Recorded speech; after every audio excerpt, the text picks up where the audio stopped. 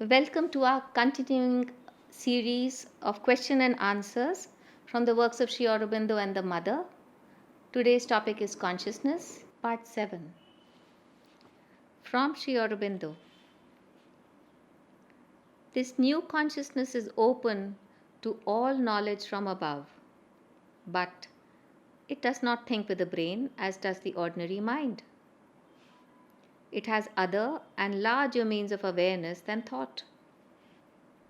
No methodical opening of the centers is necessary. The centers are in fact open. Otherwise, there could not be this ascent. In this yoga, their opening comes automatically. What we call opening is not that, but an ability of the consciousness itself on the various levels to receive the descent of the higher consciousness above. By the ascent, one can indeed bring down knowledge from above, but the larger movement is to receive it from above and let it flow through into the lower mental and other levels. I may add that on all these levels, in mind, heart, and below, there comes a liberation from the physical limitation, a wideness which no longer allows an identification with the body.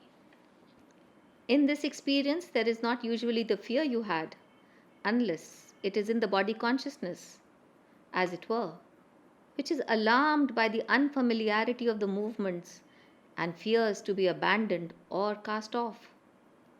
But this occurs rarely and does not usually repeat itself. It is therefore likely that there was an exteriorization at the same time.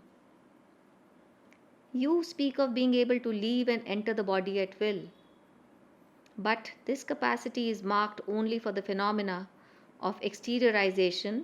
In the ascension of consciousness, the ascent and coming down become easy and ordinary actions, and in the definitive realization of a higher station above, there is really no more coming down except with a part of the consciousness which may descend to work in the body or on the lower levels, while the permanently high stationed being above presides over all that is experienced and done.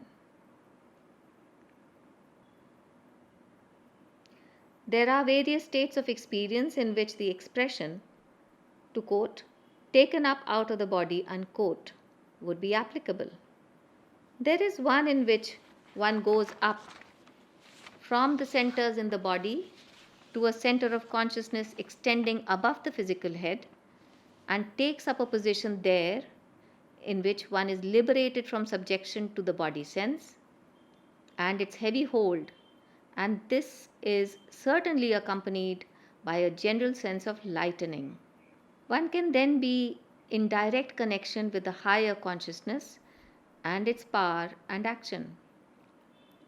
It is not altogether clear from the description whether this is what happened.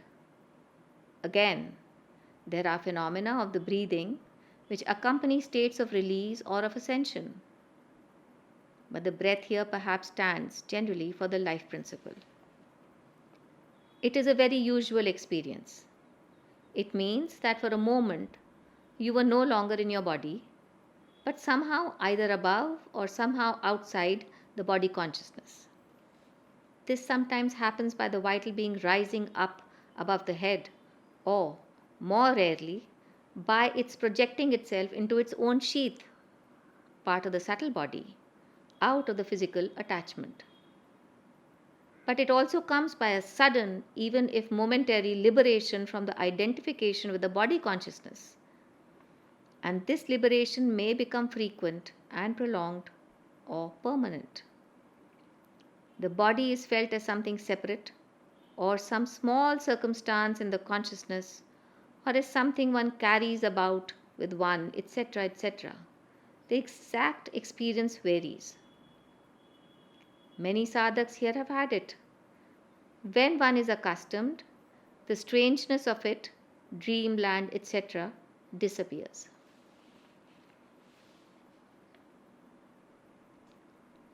It is the subtle parts of the physical that go up.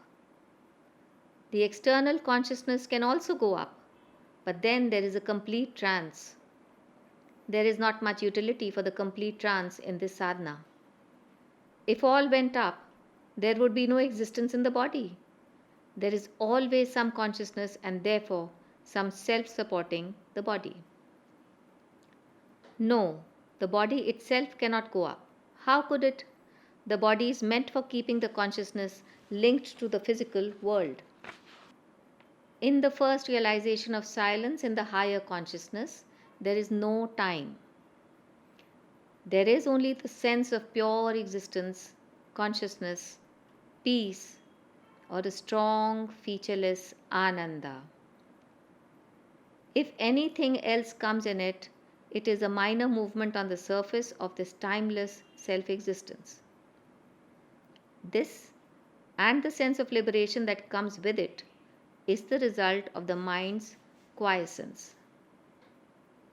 At a higher level, this peace and liberation remain, but can be united with a greater and free dynamic movement.